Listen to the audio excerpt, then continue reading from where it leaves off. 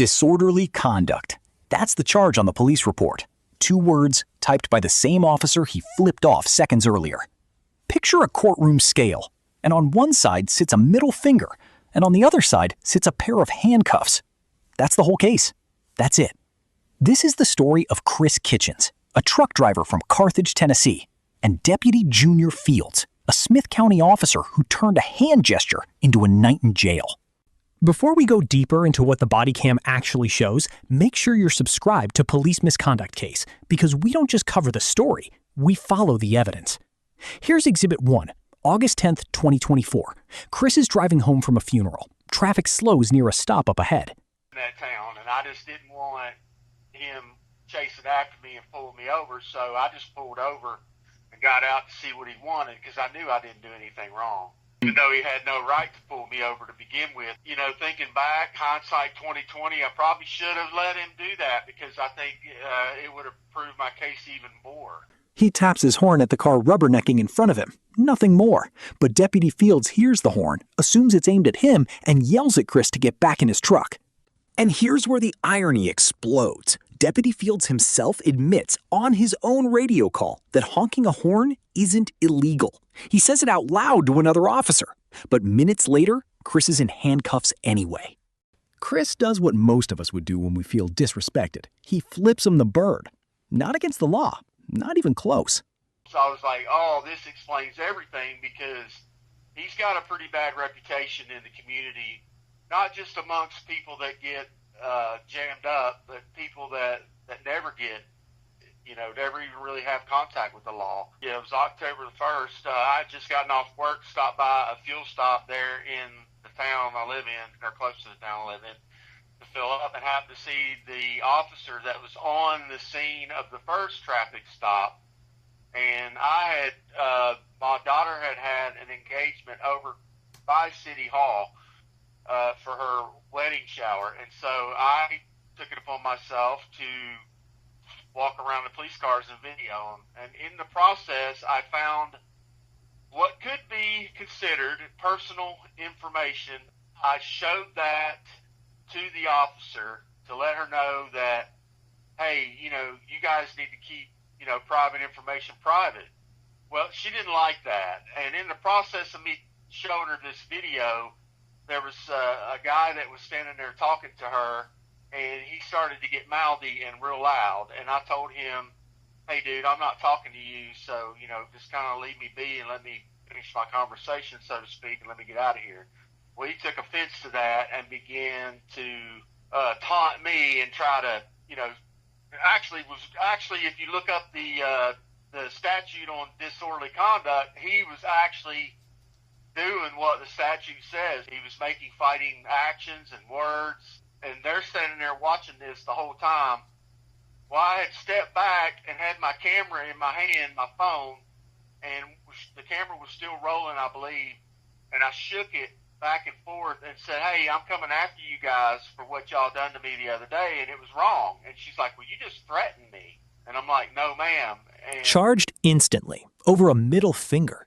Let's translate the legal language, because this matters. Disorderly conduct in Tennessee requires actual public disturbance, fighting, dangerous noise, or a genuine threat to safety. A hand gesture doesn't meet that bar. Courts have said so for decades. So why the arrest? Watch the pattern, because it repeats. Roll down your window. Roll down your window. Roll on down. Now. Because you were ordered to. Okay. You got any weapons in the vehicle? No, sir. Need you to step out. For what? Now. For what? Because I'm telling you to step out. For what? For disorderly, step out of the vehicle. Sir, there's no... You're going to step out of the vehicle or I'm going to bust the glass. Dude, now. Dude, man, you can't do this. You don't have to take Y'all that can't far. do this. Y'all can't do this, Step man. out. You're just mad because I come Step out of the vehicle. man. You didn't show me anything. Step out of the vehicle. Yeah, I did. That back window open. He's coming out. Step out. Hands on the bed. Put your phone down, put your hands on the bed. You got anything on? I can record You you can guys. set it down. I don't want your hands. I can record you guys. Put your phone down. No. I have a right to... Put your hands behind your back. What are y'all doing, man? What are y'all doing? Oh. Yeah, but y'all don't like to get cameras. Y'all don't like to You get can them. record all you Yeah, want. and they're redacted. You just cussed me in front of my No, daughter I in a didn't. public No, I parking lot. didn't, dude. No, I didn't. I Yes, was you talking to did. that other guy. No, you threatened me and him twice. No, I didn't. I just Yes, said you did. I'm a First Amendment auditor. That's what I was That's talking great, about. then I you can showed you audit that. this. I'm not go that. I'll put it in your pocket. Twice. No, I didn't. He said he's after every one of us. No, And he would get us. In Yep. front of my daughter, in front of Ryan Hall. In TNT parking lot. Come up to my vehicle. To show you that your chief And I told has you, some personal Nan said information. that he was at the office to please Yeah, go I and was tell just him. showing And he was you. like, no, you can. And I never cussed you, ma'am. I was cussing that dude. Because he In front of my child. I didn't see no child in there, You ma'am. didn't see the teenager standing beside my window? I see no child in there. Think about how you acted. You guys are just making this up, man. Y'all know you already got me on disorderly, so you're just making it up. No, I didn't threaten them.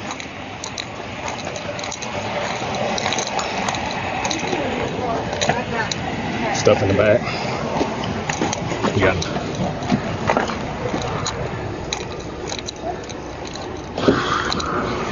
Have a seat.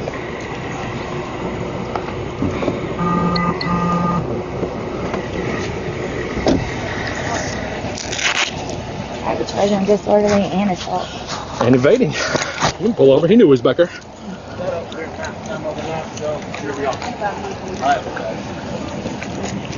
So what do you do here? I was sitting at TNT talking to my daughter and Ron Hall, because she works with him. They're going to work. And he come up to the window and wanted to know who drove the black patrol truck. He started showing me pictures. He went around and took a bunch of pictures inside Shannon's truck, and there was like the top of a ticket showing, and it had somebody's personal information. He's like, I just want y'all to know that that's illegal and y'all can't do that. I'm not going to post this on Facebook, but after the other day, he was like, I'm after y'all. Yeah, County, we have that individual. I was like, okay. And I was like, well, the chief's at the office. You can go and talk to him. He's like, no, I'm telling you to do it. And then he just, like, he was him and Ryan were getting into it. He wouldn't have never left the gas station if I'd been on the side. And so he was yelling at him and was cussing and flipping him off and was, like, threatening us as he's trying to get back in the truck, saying that he was going to get us all. And I was like, I called coming Shannon, for and he you. was like, if you want to get him for disorderly. But yeah, he was flipping off and cussing in front of Hannah. I would do assault and disorderly. So I followed him. I was talking to Shannon, that's what took me so long. So Well, he's trying to figure out I what don't he's want going to to stir do. up trouble if he's going to try to make trouble, but he's also, this is the second time he's messed with cops for no reason. Like literally, I saw it happen because I backed up Junior and Nathan when they were on that stop, because I saw him stop and he jumped out of his truck and started rushing the traffic stop. And Junior was rushing back at him, and it was all because he laid on. Charged instantly over a middle finger. That's the moral refrain of this story, and you'll hear it again. Now the parallel narrative. 2 months later, October 1st. Chris stops for gas. He spots a patrol vehicle and notices what looks like a citizen's private information visible through the window. He records it, completely legal, protected First Amendment activity. His horn because I guess Junior and them were stopping traffic because of the blue lights, and he was pissed that the car in front of him was slowing him down, so he laid on the horn past him, and Junior told him to stop, so he stopped and was cussing Junior because he was so off. Obviously, he's a sovereign citizen. Short-tempered, and He's a sovereign citizen, too. what'd he say, he was a First Amendment First auditor? Amendment Auditor, yeah. That's what they go and do, film inside of patrol cars and all that. Don't know if there's really a whole lot of legal about it, You know but him? just. Yeah, we got to do it multiple But did times. he make acts or threats of violence? What was it he said? He said he's gonna be on top of us, and then later on he circled back around to it and said, "I'm gonna get y'all." So depends on how you interpret it. Say the words, but Yeah, he didn't- said that he was Well, going what to get did us you all. take it as? Oh, I took it straight. I told him that Because we immediately. even We said immediately that. said it to him, and he said it Threatening again. us. He doubled down. I do assault and disorderly and evading. I was about to say, with 2 roads, he knew we was back here. I would hammer with everything. Yeah, if we're gonna do it, might as well. Using The officers explained that they interpreted Mr. Kitchen's ambiguous statement that he was, quote-unquote, going to get them as a threat of violence, and discussed potential criminal charges to pursue against him. As the Supreme Court explained in the 2003 case of Virginia versus Black, quote, the First Amendment permits a state to ban so-called true threats, which encompass those statements where the speaker means to communicate a serious expression of an intent to commit an act of unlawful violence to a particular individual or group of individuals. Section 39-13-101 of the Tennessee Code includes so-called true threats in its definition of assault, stating that, quote, a person commits assault who intentionally or knowingly causes another to reasonably fear imminent bodily injury. Now, there are several issues with applying this statute to Mr. Kitchen's statement. First, the statute requires that the statement put another individual in reasonable fear of imminent or immediate bodily harm. Here, Mr. Kitchen did not specify any sort of bodily harm that he was going to cause, and by waving his camera back and forth, attempted to communicate that he intended to expose the officers, not cause physical harm to them. He did not take any physical actions that would communicate to Officer Robertson that she was in danger of an immediate violent attack, and even explained that he was not threatening her when she accused him of doing so. Accordingly, even if Officer Robertson actually was afraid that Mr. Kitchen was going to cause her imminent bodily injury, it is highly unlikely that a court would conclude that such a fear was, quote-unquote, reasonable. Where'd y'all light him up at? 2 roads over when we first... Well, whenever we were still on Upper Ferry, and then he turned on Elm. Yeah, she turned her siren on, and he didn't... Just pretend like he didn't know. But he knew he's back there. You looking for him, he's in hers. First Amendment auditor, this is what he does. Okay. Well, he can't be disorderly about it. I said I do it all evading and. Yeah, I said I did him with evading. Evading, resisting arrest. Yeah. I guess He wouldn't give me his arm, yeah. Get out of the truck. Well, he wouldn't give me his arm Stole either. his vehicle. I had to pry him loose. From his residence? Damn right. Yeah. He wouldn't stop for you. He did, yeah. That's what I told her. I said that's evading at the very least with the disorderly. The same right journalists use every day. A second officer objects. Words are exchanged. Chris drives off. As he pulls away, he flips off the officers one more time through his mirror. Run over, getting out of the truck, acting like that, then we're in a mess. Yeah, you got, yeah. He's detained at this time in my car due to some disorderly acts as a passerby. Somebody is in the car? Okay, I'm gonna go talk to her. Watch the ditch, ma'am. I don't want you to fall. What's he got going on that he's so upset about? He hates cops in general. I don't know why. I mean, truly. He just says they're unfair to people. And Well, I am no way trying to be unfair, but I can't have him stopping out on traffic stop shooting birds. no, they put on their brakes real hard. I know, but and we come over that hill right there. Well, you have to, and I know you know this, but you weren't driving out. You had to slow down when you're getting off anyway, and I'm sure he was, but that's how road rage incidents happen. Well, they stopped right there at you and put on their and stopped their brakes. Because and we're like, look, you know how people stop when they see a cop and they start looking, and he was just like, go on, you know, it's none of your business, just go on. It was the whole incident because I told him get in his truck and leave. He can't be getting out on traffic stops. Yeah. Okay. So I'm not sure what's going to happen at this point. He may be going to jail for disorderly conduct. Right now he's detained until he calms down and we can talk like adults. And we're going to go from there. Okay. All right. He can't do that. No matter if he don't like the cops or whatever. I know. We're just simple people doing a job. That's I've it. told him. And it's not your fault. Where do y'all live at in Carthage? Right between the two bridges on the hill. Okay. All right. Yeah. On the hill. On the hill. So on the hill. up on the Up on the hill. We just come from a funeral. So. Yeah, and he said that. That's the reason I was like, this is not going anywhere the way we're going. I'm sorry. Was it the teacher? Yes. Okay. And Shannon Angel. Yes, I can't. Belinda. I know her dad. Yeah. Miss Billy. Yeah. I know Billy. And that's the only reason I know anything about that. So okay. Give me just a couple minutes. I'm gonna talk to him again. See if he can understand his wrong. It'll take me just a couple minutes. Telling Julie says calm down and get your ass in the truck. Well, he asked to go to get in his truck, but he wants to roll out, baby. I can't just not after because we had people on the side of the road and they're like, "What the?" you know. And we didn't know we was about to get ambushed or whatever. Give me a minute and I'll be right back. If you want to sit in the truck, just in case somebody drives down through here, I'd rather you be in the truck than Ask outside. yourself this. If a citizen's hand gesture is not a crime, what turns it into a felony chase? That's the ticking clock question sitting at the center of this case. Because within minutes, lights are on and Chris is pulled over in his own driveway. Okay. If you would, whatever bad day you've had, whatever's going on with you, you're the one out of line. Nobody else. Okay. You don't have to agree with me. That's the way it is. Yeah. But you can't do what you just done. You got to know deep down that that's not right. I didn't think it was wrong. I thought I wasn't doing anything wrong. It is 100% wrong. So what have you got going on that you're so upset about today? I get that people, you see this all the time. I understand that.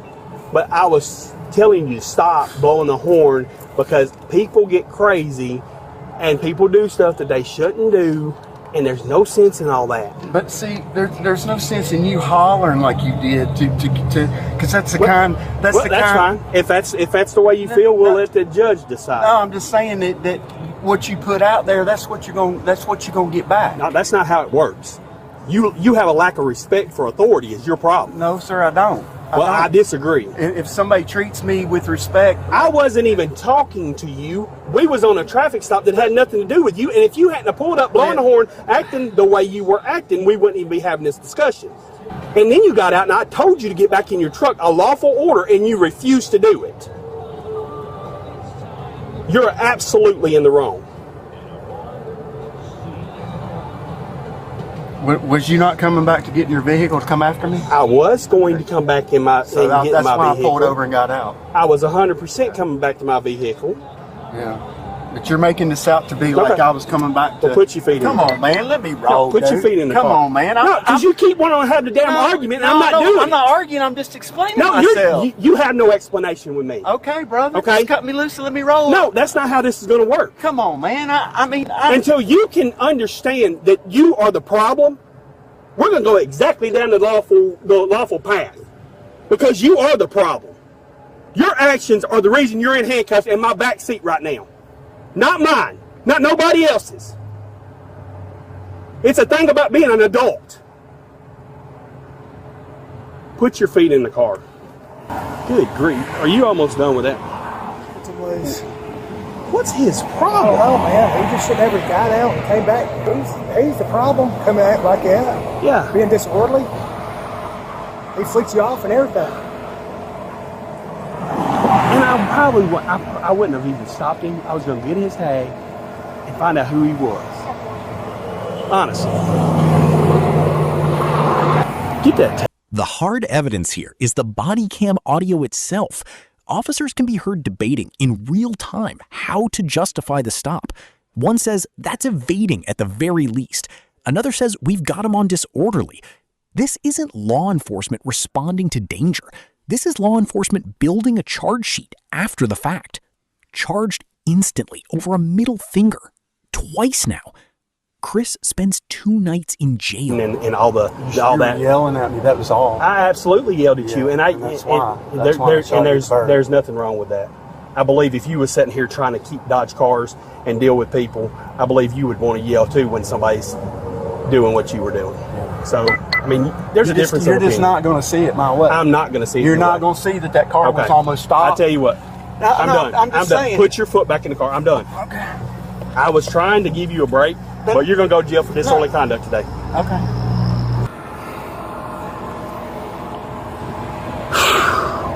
So he's saying that I shouldn't have yelled at him, treat him, don't look people and talk to people, and that I was out of line for yelling at him. So I'll let the judge decide. This is nothing but a retaliation. Is all this is. Sir, you can have your day in court. Retaliation.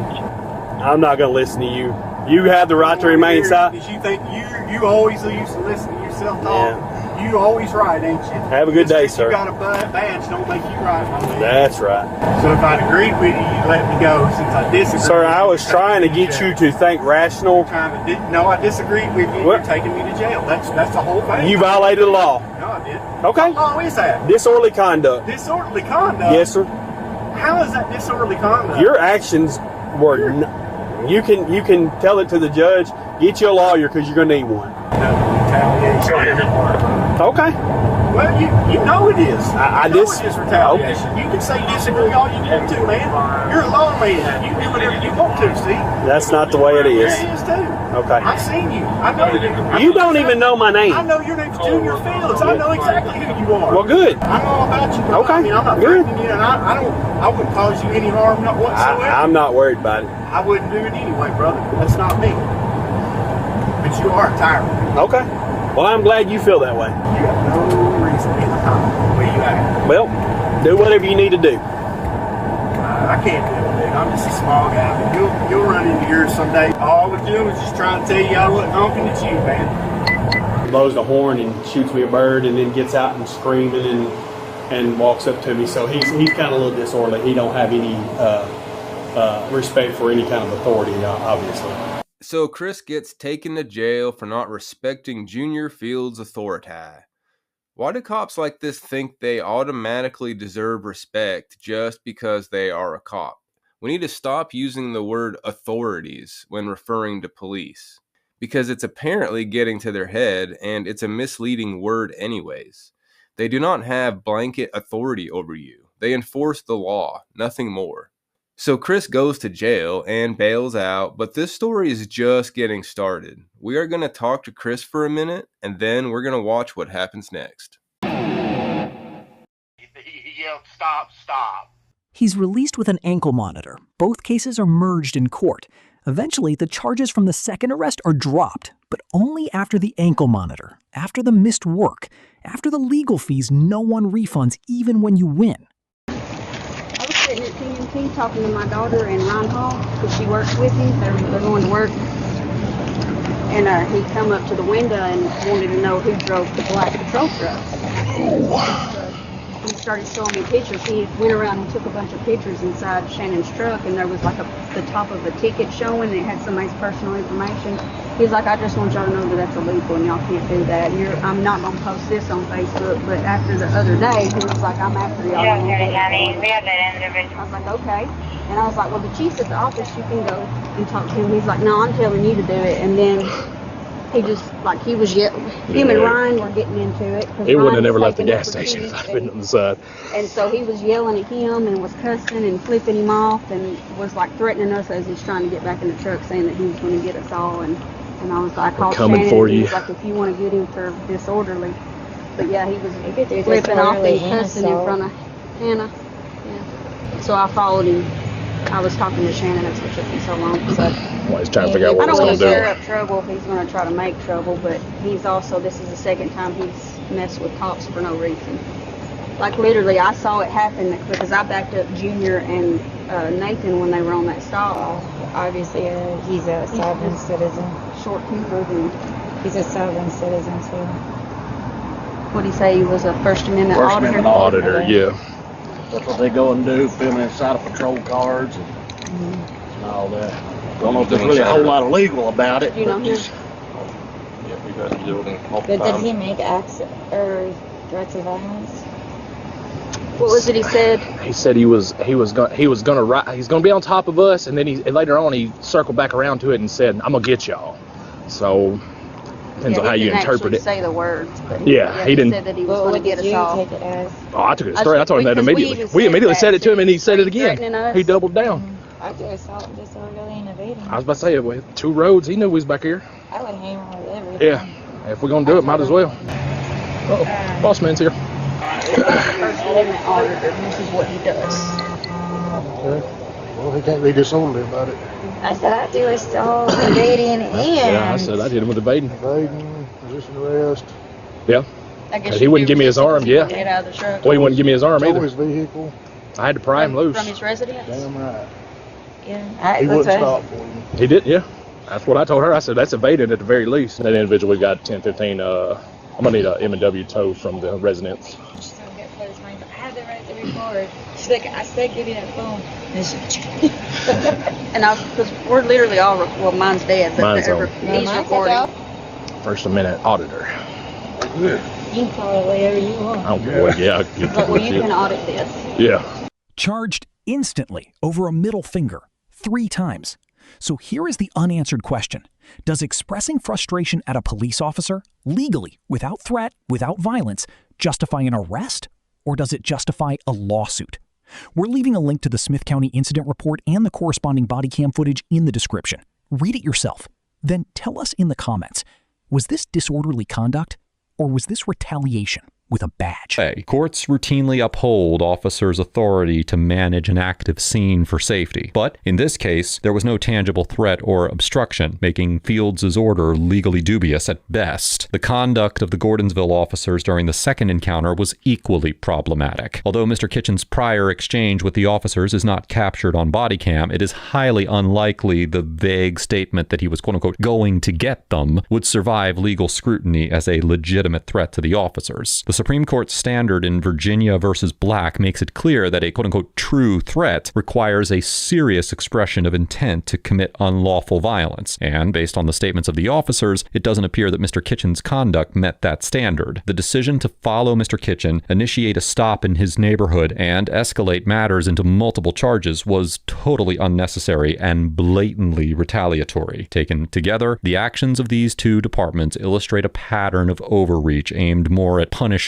perceived disrespect rather than addressing actual criminal conduct. And this interaction highlights how easily statutes can be misapplied when officers prioritize personal offense over objective legality, and why a robust understanding of First Amendment protections is indispensable in modern policing. Mr. Kitchen gets a B+, because although he could have exercised his right to silence more effectively, he was well within his rights to make profane gestures at the officers. He remained relatively calm and collected throughout both encounters, and he followed up these interactions through the proper legal channels. While much of Mr. Kitchen's conduct could be viewed as somewhat antagonistic, particularly in the first encounter, nothing he did was illegal or warranted an arrest in any capacity. When Deputy Fields accused Mr. Kitchen of disorderly conduct for honking and raising his middle finger, Mr. Kitchen did not cower or become belligerent. Instead, he stood his ground and he voiced his perspective while demonstrating both an awareness of his rights and a willingness to challenge the deputy's overreach. Now, during the second incident with Officer Robertson, Mr. Kitchen again faced questionable accusations. And while Mr. Kitchen's statement about quote-unquote going to get them was certainly ill-advised, the surrounding context made it clear that he was referring to exposing the officers rather than physically attacking them. Nonetheless, it is never a good idea to use ambiguous phrasing while expressing dissent towards anyone, especially members of law enforcement. And this was one of the many occasions throughout these encounters where Mr. Kitchen could have benefited from simply remaining silent. That said, Mr. Kitchen consistently avoided crossing the line into unlawful conduct. Despite being followed home and confronted by multiple officers, he did not attempt to flee, resist with force, or lash out verbally at any time, and he did eventually comply peacefully in both interactions. While some of Mr. Kitchen's conduct was strategically unwise, nothing that he did was unlawful, and it in no way warranted the response that it ultimately generated. This encounter highlights the notion that citizens can assert their rights and challenge overreach without resorting to hostility. But doing so effectively often requires carefully balancing speech with silence. If this investigation mattered to you, like this video, share it, subscribe, and turn on notifications for police misconduct case, because the evidence doesn't stop here.